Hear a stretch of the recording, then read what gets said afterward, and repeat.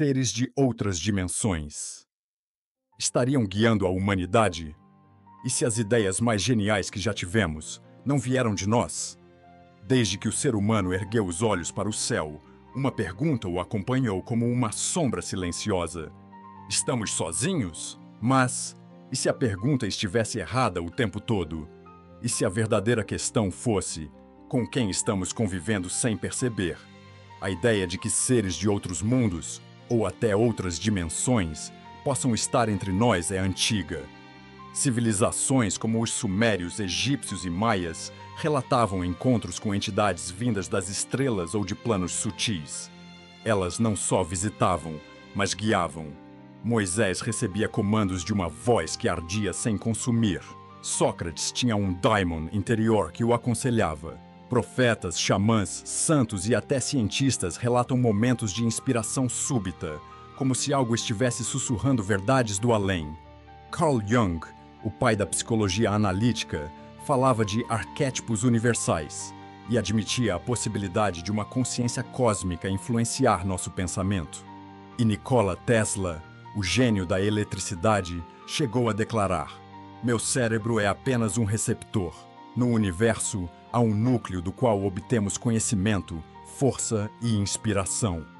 A ciência moderna admite a existência de dimensões além da quarta. Teorias como a das cordas sugerem que podemos estar inseridos em um universo multidimensional.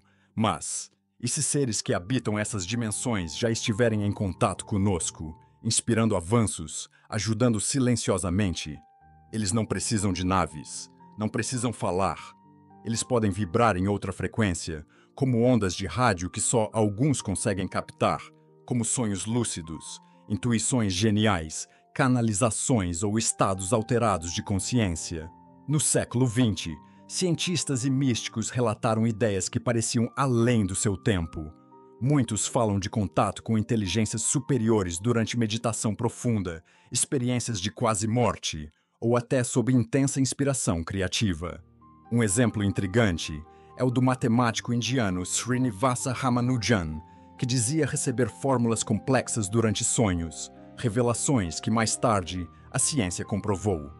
Quando perguntado sobre como sabia tanto, ele respondeu: "A deusa Namagiri me mostra tudo." Outro caso curioso: o astrônomo e escritor Carl Sagan era cético, mas admitia que a ausência de evidência não é evidência de ausência. Ele via a ciência e o mistério como caminhos paralelos rumo ao mesmo destino. A verdade. Essa talvez seja a parte mais fascinante. As mensagens que surgem nesses contatos sutis costumam ter padrões comuns. Evoluam moralmente, sejam compassivos, protejam o planeta. Preparem-se para um salto de consciência. Estranho, não? Por que seres tão avançados perderiam tempo com nossa ética? Talvez porque isso seja a verdadeira chave da evolução. Não é sobre tecnologia, é sobre conexão com o todo. Segundo a física quântica, tudo vibra, e em um universo vibracional, a comunicação não precisa de voz nem de toque, basta sintonia. Alguns cientistas começam a investigar se estados alterados de consciência podem abrir brechas entre planos. O neurocientista brasileiro Siddhartha Ribeiro, por exemplo, defende que sonhos não são aleatórios.